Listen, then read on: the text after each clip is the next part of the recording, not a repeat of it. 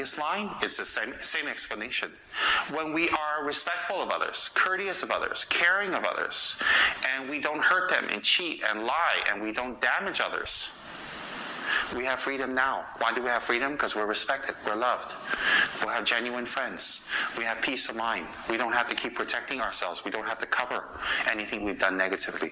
So we have peace right now. We have freedom now. What freedom? Freedom of mind, peace of mind. The next line. When we find pleasure in materialism, then our pleasures will end in pain. Does that mean that we can't be successful or we can't achieve? No, it doesn't mean that.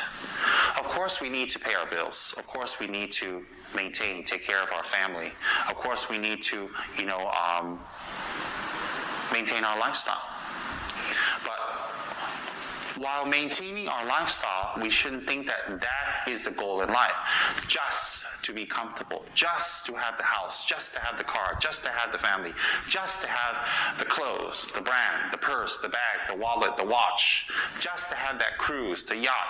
And if we keep thinking that this is what's going to make us happy, there are thousands upon tens of thousands of examples, past and present, that does not make us happy. How many times does this need to be said? Materialism doesn't bring happiness. Materialism supports in our pursuit of happiness, but it itself is not happiness.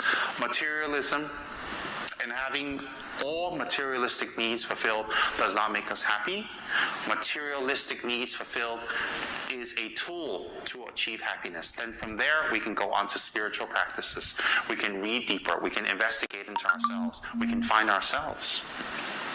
So materialism is an aid, or materialistic goals fulfilled, let me rephrase that. Materialistic goals fulfilled is an aid to happiness, but not happiness. So we shouldn't work towards that and think about that alone. So when we find pleasure in materialism, means that's all we live for, then our pleasure will end in pain. Why will it end in pain?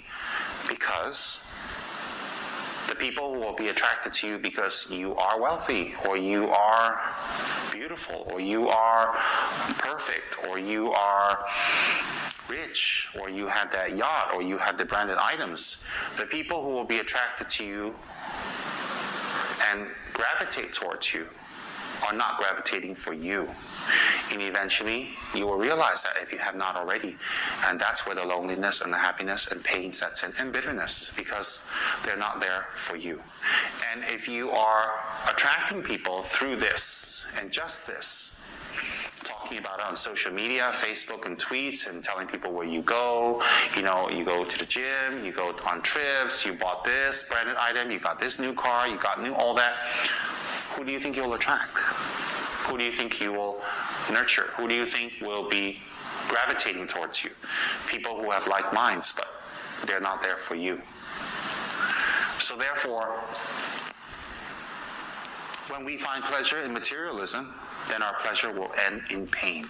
That means whatever so-called pleasure that we derive temporarily will end in pain, because if for any reason we don't have those things anymore, then we don't have anything inside to attract. Nothing in us is there to attract. So if we have the wealth, that's wonderful, but we shouldn't stop there. We have to develop the inside.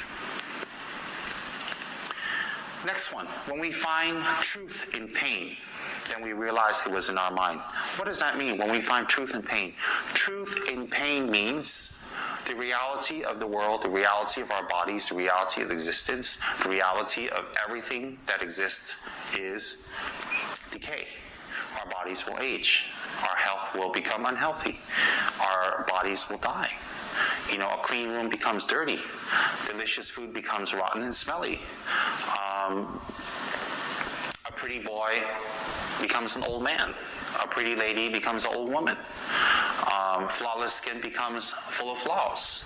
The dry, sunny, beautiful day becomes a rainy, cloudy day that snows, that rains. Everything will decay. And when it decays and it makes us unhappy or makes us suffer, then we're not realizing the true nature of how things exist. And the true nature of how things exist is that everything will decay, and everything will be taken away, and everything will end. All our friends will be gone. All of our loved ones will be gone. All of what we are attached to will be gone. When those are gone, that is the truth. The pain that we feel is the truth. And the very reason we feel the pain is because we are going in the wrong direction with the items that we are attached to. So in the very things that we thought that brought us happiness actually brings us pain. And so there's truth in pain. What's the truth? That everything will bring pain. If we understand that truth, then what happens? We realize the pain was in our mind. That our projections was what made us think our bodies will last forever, our beauty will last forever, our wealth is the ultimate epitome of happiness, that our friends are going to be around forever, and that all food is perfect, and our living environment will remain as it is. One of the reasons ghosts remain on, if you believe in those, is that they want things to remain the way they have perceived it to remain or projected it to remain, and therefore even when they die, they remain in that place, reliving over and over their own projections.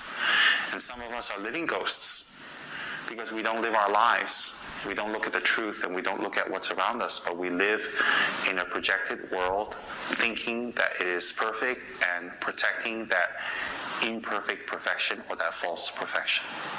So therefore, when we find truth in the pain, which is that everything will decay, then we realize it was in our mind. Why was the pain in our mind?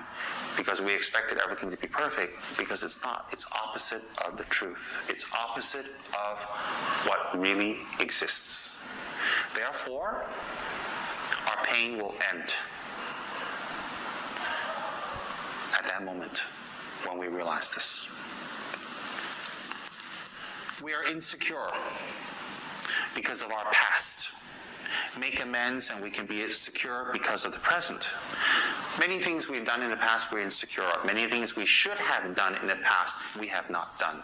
Because of the many things we have not done, as time rolls on, as time goes on, all the things that we should have done will catch up with us. Let's say that we were supposed to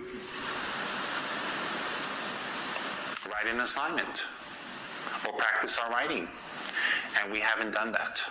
When we don't do that, when the time comes we have to write something and everybody can write it and produce it and we're the only one that cannot, we're kind of stuck. We look bad, we're embarrassed, and we got to catch up. Let's say that we're a forgetful person and we leave the lights on, we leave the gas stove on, we leave the doors unlocked, and we keep doing this, and we rely on people to lock the door for us and shut off the gas and shut off the electricity for us. Well, one day we're going to be living with a group of people who are already older, and they're not going to accept this. They wouldn't want to live with us. They don't want to tolerate and put up with this, and we'll end up alone. So my point is that whatever we have been insecure about in the past, we have to make amends now by catching up now, improving ourselves now, and becoming better now. When we improve ourselves now and catch up now, then we can be secure about our present. That means we don't have to be scared anymore. And we can be secure about our future. Okay? So our past always catches up, what we have done and what we should have done and we did not. That's the meaning of that phrase. So don't let it catch up. Or when it catches up, make amends. Then you'll be secure about your present. Next one. When we enjoy nothing made into something, then something that is worthy becomes nothing. When we enjoy nothing made into something means when we make a big deal about food, we make a big deal about a party, we make a big deal about makeup, we make a big deal about a dress, a suit, a car, we make a big deal about a girlfriend, we make a big deal about a jewelry, traveling, we make a big deal about new friends. When we make a big deal about this, it's actually nothing. We'll find new jewelry, we change girlfriends, our body will age, we will get fat. We'll find different foods. We'll find a better place to hang out in. So whenever those are all nothing. Food, places, travel, fun, money, social friends, they're really nothing. Nothing doesn't mean that they're nothing. It means that they have no ultimate long-term meaning. They probably won't even be around. So therefore, actually, it's nothing. And then we make it into something like, oh, wow, we went on the beach and we went on this trip and we went swimming, and we make it into a big fanfare where we're having a great time, and this is the reason we're alive. It's so intense. It's really changed my life. It's so fabulous, and everybody should do this. Actually, it's nothing. What's the big deal? You went to the beach, you went swimming. What's the big deal if you were Saint-Tropez, or you were in Maldives, or you were in, Bora Bora, or you were in Langkawi, or you were in California? And what's the difference? If you were on the beach and you were just laying there, you were just on the beach laying there getting a suntan. It's nothing more. But when we make such a big deal about it, we make nothing become something. When nothing becomes something, it means that we really don't have nothing. That's all we have to pretend it is something. Then something that is worthy becomes nothing.